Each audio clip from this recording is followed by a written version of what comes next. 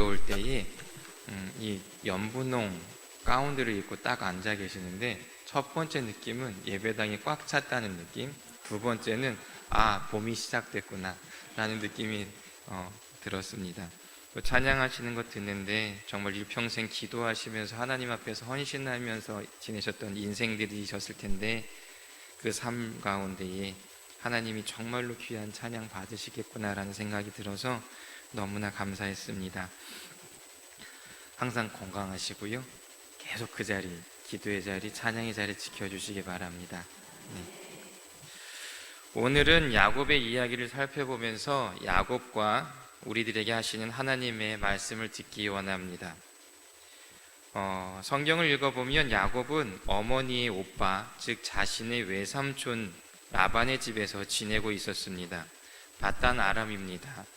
원래 있어야 할 가나안 땅이 아닙니다. 밧단 아람은 아브라함이 절대 돌아가지 않겠다고 했던 땅입니다. 자신의 아들 이삭의 아내를 찾기 위할지라도 절대 떠나지 말라고 했던 그 가나안 땅이 아닌 밧단 아람에 야곱이 살아가고 있습니다. 야곱은 그곳 밧단 아람에서 자기 힘과 뜻과 힘과 의지를 다해서 살아갔습니다. 자신의 힘과 뜻과 의지를 다해 살아가는데 자신의 계획대로 되는 게 하나도 없었다라고 지난 시간에 말씀드렸습니다. 잘 될만 하면 틀어집니다. 이게 뭔가 해서 다시 한번 열심을 내고 최선을 다하여 뭔가 풀린다 싶으면 다시 뒤집어집니다. 내가 노력해도 될 듯 하다가 꼭 안 됩니다. 이거 아주 희한하고 이거 사람 잡는 노릇입니다. 라헬과 결혼하고 싶었는데 레아랑 먼저 결혼하게 되었고, 품삯으로 받기로 한 양떼가 다른 조건으로 바뀝니다. 또한 라반과 그의 아들들이 점점 야곱을 억울하게 하고 수치스럽게 하게 만들어갑니다. 우리의 삶은 어떠합니까? 혹시 점점 내 삶에 나타나 날 힘들게 하고 억울하게 하고 수치스럽게 하고 이간질시켜서 나의 것을 빼앗아서는 사람들이 있지는 않습니까? 그리고 이 자리에 계신 성도님들 중에서도 한때는 하는 일마다 잘 되었는데 언제부턴가 하는 일마다 될 듯 하다가 안 되어서 삶이 버거워지게 느껴지는 분들은 안 계십니까? 오늘 본문을 통해서 우리들이 일상적으로 겪으며 힘들어하고 있는 이 두 가지 질문에 대해 하나님의 마음을 나눠보고자 합니다. 먼저 오늘 이야기의 주인공인 야곱의 삶이 얼마나 힘들었는지 생각해 보겠습니다. 외삼촌이며 장인이 된 라반이 어떻게 행동했는지는 그의 딸들이 고백해서 알아볼 수가 있습니다. 오늘 창세기 31장 14절에서 16절 말씀을 제가 좀 읽어드릴게요. 라헬과 레아가 그에게 대답하여 이르되 우리가 우리 아버지 집에서 무슨 분깃이나 유산이 있으리요? 아버지가 우리를 팔고 우리의 돈을 다 먹어버렸으니 아버지가 우리를 외국인처럼 여기는 것이 아닌가? 하나님이 우리 아버지께서 취하여 가신 재물은 우리와 우리 자식의 것이니 이제 하나님이 당신에게 이르신 일을 다 준행하라라고 이야기합니다. 얼마나 억울했으면, 얼마나 자신들이 보기에도 자신의 아버지가 자신의 남편과 자기 식구들을 억울하게 했으면 이 정도로 화난 분노의 표현을 하게 되었을까요? 일반적으로 생각하면 라반의 행동을 쉽게 이해할 수는 없습니다. 남도 아니고 자기 여동생의 아들인데, 자기 조카인데 어떻게 한 달 만에 먹고 자고 지내려면 일하라고 합니까? 어떻게 자기 딸을 결혼시키면서 14년을 무보수로 부려먹습니까? 어떻게 노동에 대한 대가에 대한 계약을 7년에 10번이나 바꾸어 버립니까? 얼마나 지독했길래 자신의 딸들이 아버지가 우리들을 팔아버렸다고, 또한 우리의 돈을 다 먹어버렸다고 했겠습니까? 그런데 성경을 읽어보면 라반도 라반인데 라반의 아들들이 라반보다 더하면 더했지 덜하지 않는 것을 살펴볼 수가 있습니다. 그 이유를 혼자 생각해 보는데 이유는 간단했습니다. 라반이야 아들들도 자기 자식이고 딸들도 자기 자식이기에 재산이 있으면 나눠주고 싶었겠지만, 라반의 아들들은 혹여 야곱이 자신의 아버지의 재산을 받아가면 어떻게 하나, 더군다나 레아의 몫과 라헬의 몫까지 다 가져가게 된다면 물론 여자들이야 그 재산의 몫이 거의 없었다고는 하지만, 그래서 별로 신경은 안 써도 되겠지만, 여기서 야곱을 자신들과 동일한 존재로 아버지가 여겨서 재산을 분배하려고 생각하신다면, 야곱은 남자니까 또 아내의 딸 2명을 데리고 있으니까 자신들만큼의 몫을 분배하겠다고 하시면 어떻게 하나? 그렇다면 내 개인적으로 막대한 손해가 날 것이 뻔하기 때문입니다. 보통 사람들은 굴러온 돌이 박힌 돌 빼는 것 굉장히 싫어한다고들 이야기하지 않습니까? 또한 창세기 31장 1절에서 기록하고 있는 것처럼 라반의 아들들이 보기에 야곱이 자신들의 아버지의 소유를 다 빼앗아 그것을 바탕으로 점점 부유해지는 것에 위기감을 느꼈다라고 고백하고 있습니다. 그래서 질투심도 생겼을 것이고 자격지심도 생겼을 것이고 당연히 미움도 생기는 게 뻔한 상황입니다. 저러다가 자신들의 몫보다 야곱의 몫이 더 많아지지 않을지 모르겠다라는 불안감이 커져만 갔을 것입니다. 그래서 라반과 그의 아들들은 작당 모의를 한 것입니다. 우리의 것을 지키자, 야곱에게 주지 말자. 그러기 위해서는 야곱을 왕따로 만들어 버리자. 그 결과가 성경에 나옵니다. 성경을 읽어보면 첫 번째, 우리가 다 알고 있듯이 야곱의 양떼가 많아지는 것을 볼 때마다 계약 조건을 뒤집어 버리는 것입니다. 두 번째, 일하는 곳을 떠나지도 못하게 괴롭히는 것입니다. 야곱이 하나님이 바단 아람을 떠나서 이제 베델로 돌아가라는 음성을 듣고 자신의 아내들과 그것을 상의하려고 할 때에 자신의 집에 돌아가서 이야기를 나누지 못하고 아내들이 자신이 양떼를 지키고 있는 곳으로 부릅니다. 결국 야곱은 아내들과 자식들과 함께 지금 먹고 자는 게 아니었었고, 이게 짧은 기간이 아니라 양치기들이 하는 것처럼 몇 달 동안, 한참 동안을 멀리 떨어져서 양떼만을 이끌고 다녀야 했다는 것입니다. 이렇게 관계가 소원해지기 시작하면 상황은 점점 더 악화됩니다. 라반은 자신의 아들들과는 자신의 양떼를 관리하면서 양털을 깎으러 갈 때는 아들들만 데리고 갑니다. 고대시대부터 양털 깎기는 양을 치르는 사람들에게 가장 큰 축제였고 잔치였고 중요한 행사였습니다. 왜냐하면 많은 돈을 얻게 되기 때문입니다. 양을 치는 목자에게 1년 중에 가장 중요한 2시기가 있습니다. 첫 번째는 양들이 새끼를 낳는 시기이고, 그리고 두 번째는 양털을 깎는 시기입니다. 새끼를 낳는 철은 1월, 2월 정도가 되어지는데 이때는 일손이 많이 필요합니다. 신경 쓸 것도 굉장히 많습니다. 성경을 보면 그때 누가 일하고 있었습니까? 야곱입니다.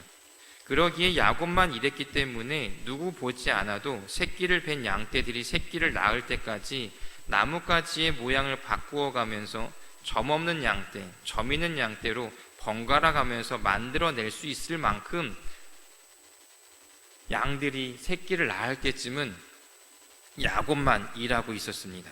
야곱이 다 했습니다. 반면에 양털 깎기는 이제 소득 분배가 이루어지는 여름 방목 다음이었고, 이후 며칠 동안 축제가 이어집니다. 보통 3박 4일, 3일에서 4일 정도의 축제가 이루어지는데, 양털을 깎으면 그게 다 뭐입니까? 쓰레기로 버립니까? 아니면 그게 돈다발이 되어집니까? 오죽 떼돈이 되었으면 사람들이 그때마다 축제를 열었을까요? 또한 자기들만 먹고 마시고 3, 4일을 그렇게 지내는 것이 아니라 이 양떼를 길렀었던 모든 관계되는 사람들을 다 초청해서 먹이고 마시고 재우고 축제를 벌였다면 그 막대한 비용이 어디에서 나왔을까요? 다 양털 파는 돈에서 나왔을 것입니다. 그러기에 사무엘상 25장에서는 양떼를 함께 돌보았던 모든 사람들을 초대해서 양털 깎기 했었던 이야기가 담겨 있고요. 사무엘하 13장에서는 먹고 마시기를 즐기는 것이어서 압살롬이 자신이 죽여야 할 모든 정적들, 자신의 형제들을 살인을 저지르기에 가장 좋은 적기였었고 좋은 이유가 되었던 것입니다. 그리고 창세기 38장에서도 보면 유다가 아내 수아의 딸이 죽은 슬픔을 겪습니다. 그 사건을 위로받고 그의 친구 아들람 사람 히라와 함께 딥나로 올라가서 자기의 양털 깎는 자에게 이르렀다라고 성경은 말씀하고 있습니다. 이때 축제를 벌이러 가는 것입니다. 이때 억울함을 갚기 위해서 유다의 며느리 다말은 자신의 얼굴을 가리고 창녀처럼 길 곁에 서 있다가 유다와 관계를 맺고 임신을 하게 됩니다.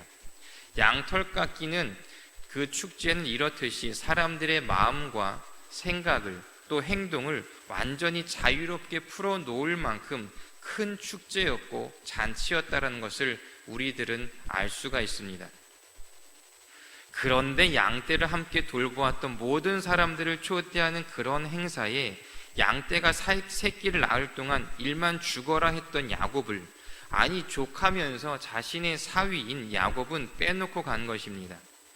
양떼를 키운 결과물인 양털로 자신들만 소득을 분비하고 자신들만 기쁨의 축제를 누리겠다는 것입니다. 그들의 마음을 살펴보면 기쁨은 자기들만 누리겠다는 것이고, 돈 안 되는 일에는 야곱이 식구고 돈 되는 일에는 남보다 더한 행동을 라반과 그의 아들들이 야곱에게 하고 있다라는 것입니다. 야곱은 지금 밧단 아람에서 자신이 있어야 할 땅, 가나안 땅이 아닌 밧단 아람에서 20년을 살아가며 이런 행동들을 고스란히 당하고만 있었다는 것입니다. 이쯤에서 야곱의 마음 상태가 어땠을지 짐작이 가십니까?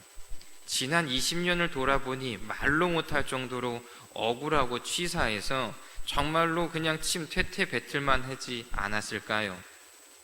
세상 한숨 쉬면서 지난 세월 잊고 지냈던 할아버지 아브라함의 하나님, 아버지 이삭의 하나님, 그 하나님의 이름이 한숨을 짓다가 떠오를 만한 상황이 되지 않았겠습니까? 여기서 우리가 생각하고 넘어가야 할 것이 있습니다. 우리 주변에도 꼭 이런 사람 하나 있지 않습니까?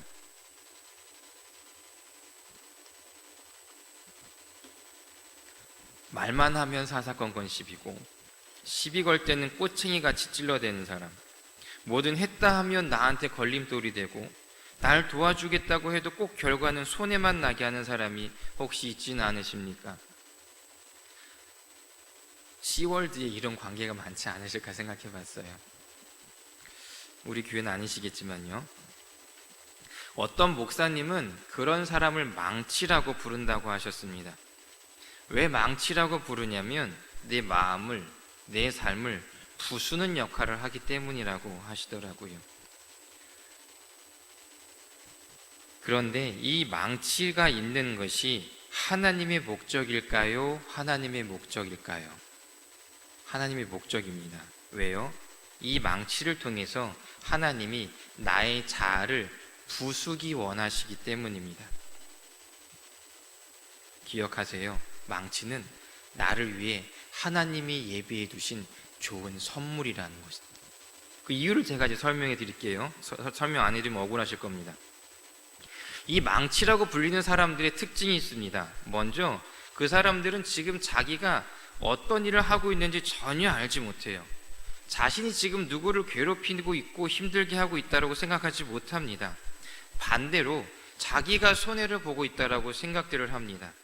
앞에서 말씀드렸듯이 창세기 31장 1절에 보면 라반의 아들들은 야곱이 자신들의 유산으로 받아야 할 재산인 아버지 라반의 소유를 다 빼앗아 가고 있다라고 말하는 것을 야곱이 들었다라고 이야기합니다.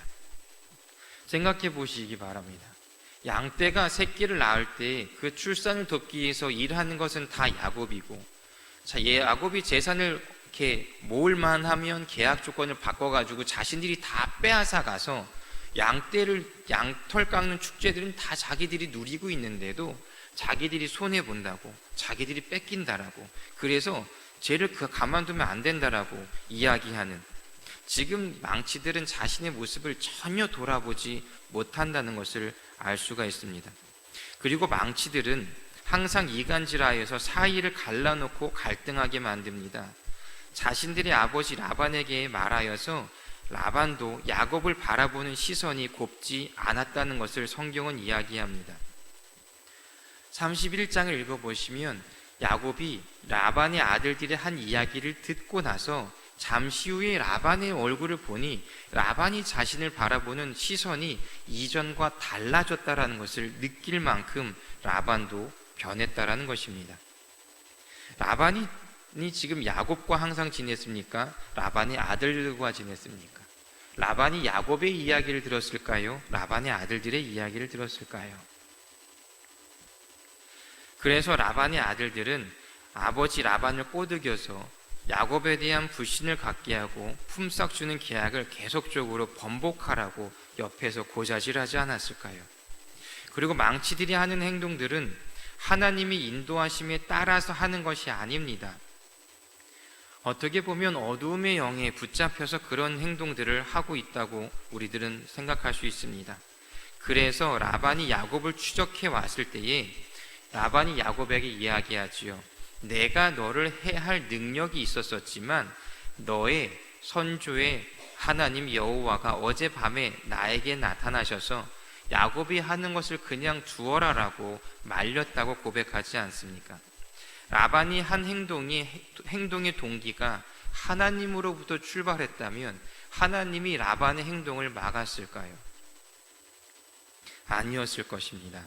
사랑하는 성도 여러분, 여기서 우리가 꼭 기억하고 생각해야 할 것이 있습니다.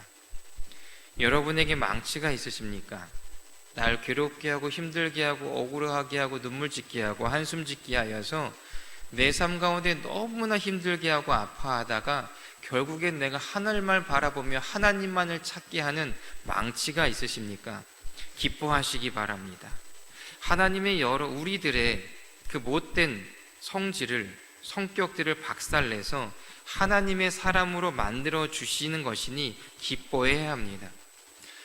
더군다나 포기할 만한 나 같은 사람도 하나님이 아직 포기하지 않으셨다는 것에 우리가 감사해야 합니다. 그러기에 망치가 망치질하면 최대한 많이 맞으시기 바랍니다. 대항할 필요 없이 망치에 맞고 깨어지시기 바랍니다. 억울해지는 것 같은 것이 올라올지라도 싸우지 마시기 바랍니다. 화가 난다고 다투지 마십시오. 망치가 망치질 하도록 그냥 두셔야 합니다. 물론 아파요. 괴롭습니다. 수치스럽습니다. 자존심도 상합니다. 억울합니다. 그런데 여기에 한 가지 하늘에 또 하나님의 비밀이 숨겨져 있습니다. 성경을 읽어보면 망치가 야곱에게 계속 망치질을 하는데 망치질을 하면 할수록 망치의 소유가 야곱에게 넘어갑니다. 라반과 그의 아들들이 야곱에게 계약 조건을 10번을 바꾸고 괴롭히고 따돌리고 억울하게 해 나가는데 야곱은 망하지 않습니다. 빼앗기고 빼앗기는데 야곱의 소유는 라반과 그의 아들들이 바라보아도 점점 자신들이 두려워할 만큼 야곱의 소유가 늘어난다는 것을 인정할 만큼 야곱의 소유가 많아진다고 성경은 기록하고 있는 것입니다. 그리고 망치질을 하니까 하나님이 지키십니다. 왜냐하면 하나님은 억울한 사람의 편에 더 드시거든요. 하나님은 약한 사람의 편을 드시기 때문입니다.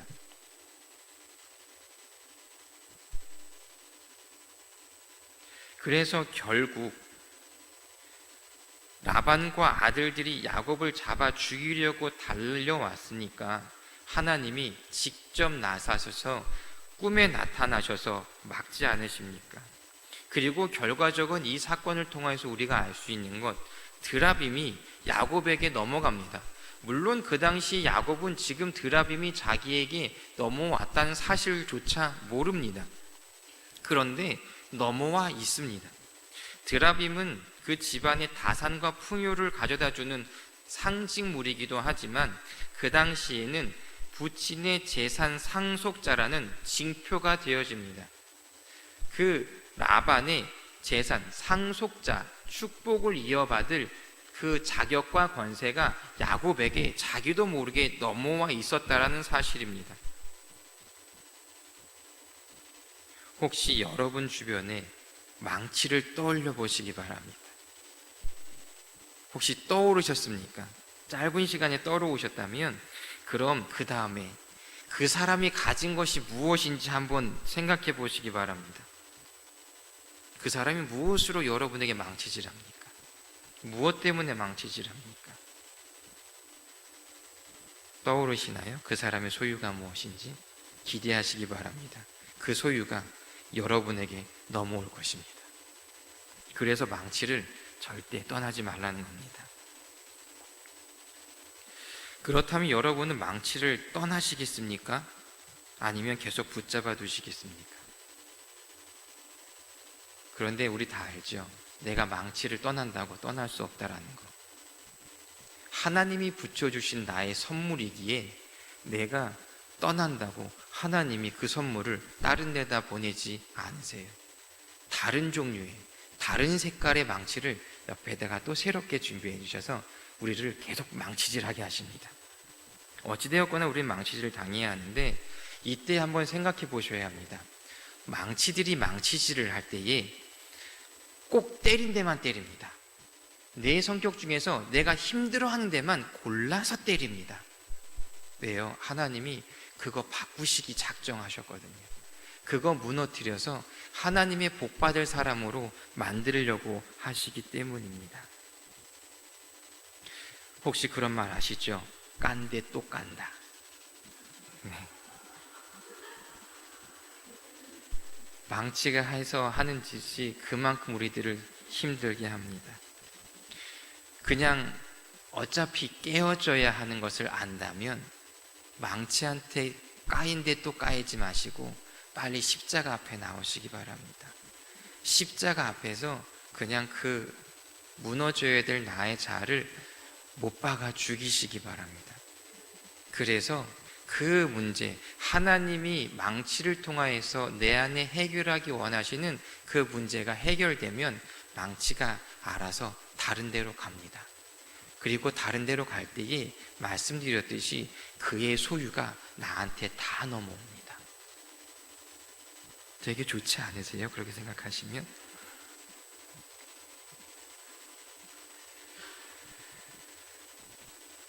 그런데 우리가 반대로 생각해야 되는 게 생깁니다.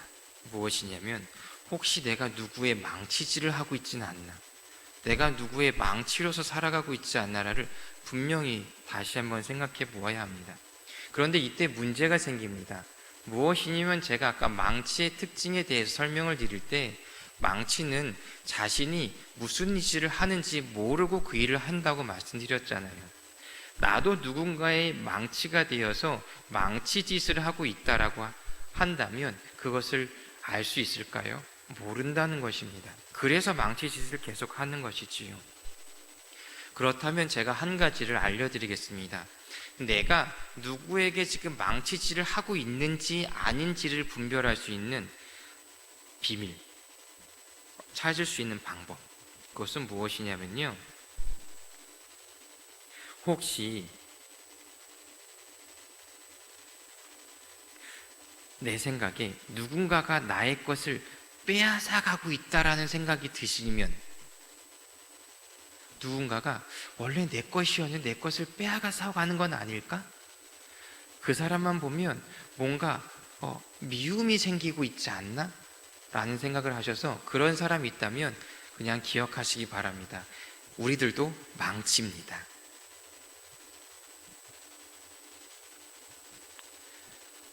그렇다면 얼른 망치질 그만두셔야 합니다.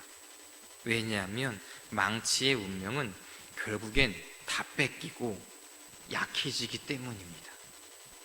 여러분은 얻기 원하십니까? 뺏기기 원하십니까? 얻기 원하시죠? 그럼 망치질을 당하시는 게 낫습니까? 망치질을 하는 게 낫습니까? 망치질을 당하시는 게 낫습니다. 네. 힘드시지요? 망치질 당하는 것 때문에 눈물도 많이 흘리시고 가슴도 많이 치시고 하나님 앞에서 눈물도 많이 흘리시고 그런데 그 망치를 하나님이 떠나보내지 않으시고 아까 말씀드렸던 것처럼 깐데 또 까게 하셔서 점점점 더 아프게 하시고,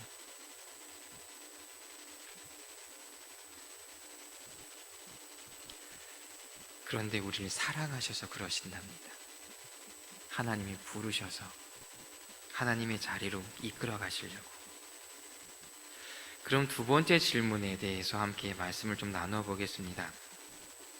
인생에 될 듯 하다가 안 될 때 어떻게 해야 할까요? 오늘 본문 11절부터 제가 읽어드리겠습니다. 꿈에 하나님의 사자가 내게 말씀하시기를 야곱아 하기로 내가 대답하기를 여기 있나이다 하매, 그리고 12절 마지막 구절입니다. 라반이 내게 행한 모든 것을 내가 보았노라. 그리고 어디로 인도하시지요? 베델, 너의 출생지로 돌아가라고 말씀하십니다. 사랑하는 성도 여러분, 하나님이 여러분이 당하고 있는 상황을 보고 계실까요? 보고 계실까요? 보고 계십니다. 야곱에게 나타나신 하나님께서 지금 우리가 살아가면서 미세먼지 때문에 힘들어하니까 하나님도 힘들어하셔서 미세먼지 없는 공기청정 지역으로 떠나 계실까요? 아닙니다. 동일한 하나님께서 동일하게 우리가 살아가고 있는 일거수일투족을 다 지켜보고 계십니다. 하나님이 식사하시다가 트름하시는 것을, 저와 여러분들이 식사하다가 트름하는 것을 하나님이 보고 계실까요? 보고 계실까요? 보고 계실 것입니다.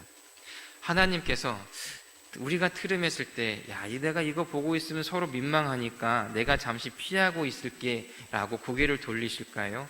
아닐 겁니다. 여러분이 지금 저의 설교가 너무 재미없고 지루해서 이렇게 꾸벅꾸벅 조시다가 침을 흘려서 손으로 쓱 닦는 모습이 있다면 그 모습을 하나님이 보고 계실까요? 보고 계실까요? 절고 있는 모습, 또 침 흘려서 이렇게 쓱 닿는 모습, 서로 민망하니까 하나님이 고개를 돌리고 계실까요? 아닙니다. 그 모습까지도 하나님 우리들을 바라보고 계실 만큼 우리의 모든 삶을 지켜보고 계시는 분이 하나님이십니다. 그렇다면 이제 또 성경을 보기 바랍니다. 하나님이 야곱에게 뭐라고 말씀하십니까? 야곱아, 이제 일어나 돌아가라고 말씀하시지요. 어디로 가라고 하십니까? 너의 출생지로 가라고 하십니다. 출생지가 어디입니까? 가나안입니다. 베델입니다. 사랑하는 성도 여러분, 베델이 어디입니까? 창세기 12장 8절을 보면 아브라함이 가나안에 도착해서 섰던 곳이 베델과 아이 사이에 있는 지역이라고 성경은 말씀합니다. 아브라함이 가뭄과 기근 때문에 애굽으로 피신했다가 다시 돌아온 곳이 어디입니까? 창세기 13장 3절을 읽어보면 베델에 이르며 베델과 아이 사이에 곧 전에 장막 쳤던 곳에 이르렀다라고 말씀합니다. 하나님이 애굽에서 아브라함을 다시 그 자리로 부르신 것입니다. 하나님이 처음 인도하셨던 곳, 하나님과 처음 만났던 곳. 야곱이 부모님을 떠나서 밧단 아람으로 향할 때에 피곤한 삶 속에서 하나님을 만난 곳이 베델입니다. 그리고 하나님은 지금 야곱에게 다시 그리로 가라고 하십니다. 그곳이 야곱의 출생지라는 것입니다. 또한 이스라엘이 가나안 정복 전쟁을 치룰 때에 여리고 성에서 승리를 하고 처음 패한 곳이 아이성이었습니다. 이때 아이성을 탈환하기 위하여서 하나님이 여호수아와 그의 백성들에게 잠복을 시키셨던 곳이 성경에 나오는데 그곳이 어디냐면 베델과 아이 사이라라고 성경은 이야기합니다. 하나님이 약속하시고 처음 만나셨던 그 자리, 사람이 떠나면 다시 돌아오게 하셨습니다. 하나님의 방법이 아닌 하나님으로 떠나셨다면 하나님이 다시 모든 것을 새롭게 회복하실 때마다 다시 하나님이 인도하셨던 곳이 이 베델과 아이 사이였던 곳입니다.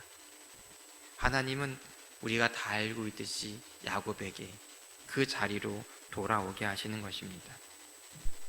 야곱이 자기 힘으로 살다가 노력하다 안 되고 될 듯하다 안 됐던 인생. 왜 하나님은 그 인생이 그랬었는지 설명하고 계신 것입니다. 왜요? 야곱이 하나님과 있어야 할 자리에 있지 않았기 때문입니다. 우리의 인생의 주관자가 하나님이라는 것을 믿으십니까? 하나님이 우리의 인도자라는 것을 믿으십니까? 하나님이 우리들에게 가장 선한 것을 주시는 분이시라는 것을 확신이 있다면, 될 듯하다 안 되고 될 듯하다 안 되면 한번 돌아보시기 바랍니다. 내가 원래 하나님과 서 있어야 했던 곳이 어디였었는지요. 베델은 하나님의 나라를 세우기 원하셨던 장소입니다. 그러나 사람들은 계속해서 그 땅을 잊어버리고 혹은 잃어버렸던 곳입니다. 하나님은 야곱에게 하나님 자신의 계획의 출발점, 그렇지만 야곱 너의 계획에 잃어버린 지점, 그곳을 다시 찾아가자고 하시는 것입니다. 사랑하는 성도 여러분, 여러분의 인생에서 혹시 하나님을 잃어버린 지점은 어디십니까? 여러분의 삶에서 하나님을 잊어버린 지점은 어디이십니까? 나무꾼이 목적은 나무를 베는 사람입니다. 이 나무꾼이 나무를 베다가 도끼를 잃어버리고 집에 왔습니다. 그리고 어머니에게 이야기합니다. 어머니, 큰일 났어요. 제가 나무를 거의 다 뱄는데, 거의 다 조금만 더 하면 뱄던 것인데 도끼를 잃어버렸어요. 어떡하지요? 그러자 어머니가 뭐라고 말씀하실까요? 도끼를 빨리 찾아와라. 그러면 그 잃어버린 도끼를 어디에서 찾아야 합니까? 자기가 나무에 둔 곳에서 찾아야 합니까? 아니면 부뚜막에 가서 찾아야 합니까? 아니면 자기가 도끼질을 하다가 그 도끼를 잃어버린 지점으로 돌아가서 찾아야 합니까? 잃어버린 지점으로 돌아가서 다시 찾아야 합니다. 우리의 삶의 주인이신 하나님은 우리와 동행하기 원하십니다. 지금 하나님과 마지막으로 함께 있었던 자리, 혹여 하나님을 잃어버렸던 것 같거나 잊어버리며 살았었던 상황이 있으시다면 하나님과 마지막으로 함께 했었던 그 자리로 돌아오라고 하나님이 지금 부르고 계신 것입니다. 사랑하는 성도 여러분,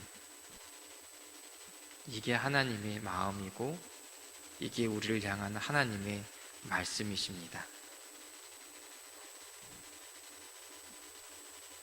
망치를 통하여 우리의 잘못된 자아를 깨트리고 하나님의 복의 사람으로 회복하시기 위하여서, 그리고 하나님을 잃어버리고 잊어버린 자리에서 다시 하나님의 자리로 돌아와 하나님의 나라를 함께 만들고 누리자고. 왜요? 저와 여러분은 하나님의 사랑하는 백성이고 하나님이 사랑하시는 자녀이기에 동행하고 함께하고 싶다라는 하나님의 그 음성에 응답하시고 순종하시는 우리 모두가 되시기를 주의 이름으로 축복합니다. 기도하겠습니다. 하나님, 우리를 너무나 사랑하셔서 우리를 하나님의 사람으로 바꾸어 가시기 원하시는 하나님의 사랑과 은혜가 우리와 함께 있음에 감사를 드립니다. 또한 혹여 우리가 길을 놓쳐 하나님과 동행하지 못하고 있을 때에 우리가 힘과 노력으로 삶을 살다가 지쳐 쓰러지지 않도록 하나님의 자리로 다시 부르셔서 하나님의 축제와 하나님의 풍성함을 누리고 하나님의 사랑을 누리게 하심에 감사합니다. 하나님, 우리가 하나님의 그 마음과 그 음성을 잊지 않게 하시고 주의 말씀에 순종하는 삶을 살아갈 수 있도록 성령 하나님을 통하여 힘주시고 인도하여 주시옵소서. 감사드리며 예수 그리스도의 이름으로 기도드렸사옵나이다. 아멘.